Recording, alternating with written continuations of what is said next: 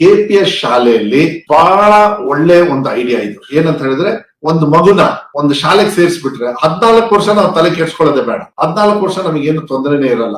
LKG ಇಂದ ಹಿಡಿದು PUC ವರ್ಗುನು ಒಂದೇ ಜಾಗದಲ್ಲಿ ಆ ಮಗು ಓದ್ತಕ್ಕಂಥದ್ದು. ಒಳ್ಳೆ ಗ್ರೌಂಡ್ ಇರುತ್ತೆ, ಒಳ್ಳೆ ಟೀಚರ್ಸ್ ಇರ್ತಾರೆ, ಒಳ್ಳೆ ಟಾಯ್ಲೆಟ್ ಇರುತ್ತೆ, ಒಳ್ಳೊಳ್ಳೆ ಫೆಸಿಲಿಟೀಸ್ ಇರ್ತದೆ, ಚೆನ್ನಾಗಿ ಹೇಳ್ಕೊಡ್ತಾರೆ. ಬೇರೆ ಬೇರೆ ಫಿಸಿಕಲ್ ಟೀಚರ್ ಇರ್ತಾರೆ, ಸಂಗೀತ teacher, art teacher, free transportation ಇರ್ತದೆ.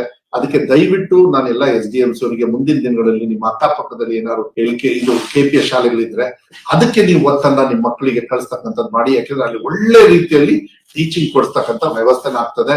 ದಯವಿಟ್ಟು ತಮ್ಮಲ್ಲಿ ಗಮನದಲ್ಲಿರ್ಲಿ. ನಾವು ಬರೀ 500 KPS ಶಾಲೆ ಅಂತ ಹೇಳಿತ್ತು ಒಂದೇ ಸತಿಗೆ, ಆದ್ರೆ ಹಿಂದೆ ಇದ್ದಿದ್ದು 308.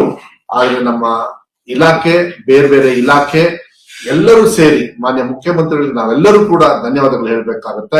900 ಶಾಲೆಗಳನ್ನ, ಅಂದ್ರೆ 500 ನಮ್ಮ ಇಲಾಖೆಯಿಂದ ನಾವು ಶುರು ಮಾಡಿದೀವಿ. ಅದೇ ರೀತಿ ಇನ್ನ 200 ಕಲ್ಯಾಣ ಕರ್ನಾಟಕ ಭಾಗದಲ್ಲಿ ಇರ್ತಕ್ಕಂಥ ಫಂಡ್ಸ್ ನಮ್ಮ ಡಿಪಾರ್ಟ್ಮೆಂಟ್ ಇಂದ ನಾವು ಯೂಸ್ ಮಾಡ್ತಾ ಇದೀವಿ. ಅಲ್ಲಿ 200 ಶಾಲೆ.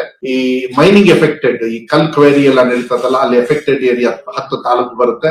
ಅವ್ರ ಸಹಕಾರದಲ್ಲಿ 100 ಮಾಡ್ತಾ ಇದೀವಿ. ಅದ್ರ ಜೊತೆಗೆ ನಮ್ಮ ಉರ್ದು ಶಾಲೆಗಳು ಕೂಡ ನಮ್ಮ ರಾಜ್ಯ ಮಟ್ಟದಲ್ಲಿ ಏನಿದೆ ಅವರಿಗೂ ಕೂಡ ಮೈನಾರಿಟಿಯಿಂದ ಸುಮಾರು 100 ಶಾಲೆಗೆ ಸಹಕಾರವನ್ನ ಕೊಡೋದ್ರ ಜೊತೆಗೆ ನಾವು ಬೇರೆ ಬೇರೆ ಸರ್ವ ಶಿಕ್ಷಣ ಸರ್ವ ಶಿಕ್ಷಣ ಅಭಿಯಾನ ಇರ್ಬೋದು, ಆ ಕಡೆನೂ ಕೂಡ ಏನಾದ್ರು ಫಂಡ್ಸ್ ಬಂದ್ರೆ ಈ 900 ಶಾಲೆಗಳನ್ನು ಕೂಡ ಮುಂದಿನ ದಿನಗಳಲ್ಲಿ ನಂಬರ್ಸ್ ನ ಜಾಸ್ತಿ ಮಾಡ್ಬೇಕು ಅಂತ ಕೂಡ ಇದೆ.